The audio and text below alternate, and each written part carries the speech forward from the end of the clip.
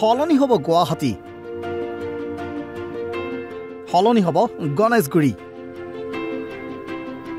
Corona সংক্ৰমণৰ প্ৰতিকূলতাকো নেওচি ৰাজ্য চৰকাৰৰ অভিলেখ। 19 মাহতে সম্পূৰ্ণ এখন উৰণীয়া সেতু। আৰু সেইখনেই হৈছে RG বৰুৱা পথৰ পৰা বিষ্ণুৰাভা উৰণীয়া সেতু সংযোগী নতুন উৰণীয়া সেতু। 425.50 মিটাৰ দৈৰ্ঘ্যৰ উৰণীয়া সেতুক এতিয়া এনেদৰে সজাই পৰা তোলা হৈছে।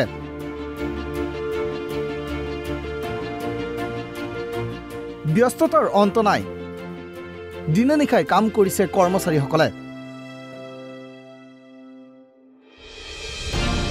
তুলিকাৰ ৰঙেৰে নতুন ৰহন সানিছে উৰণীয়া সেতুখনক। আৰু এই নতুন উৰণীয়া সেতুখনে মুখ্যমন্ত্ৰী সৰ্বানন্দ সোণোৱালে উদ্বোধন কৰিব 22 অক্টোবৰ তাৰিখে।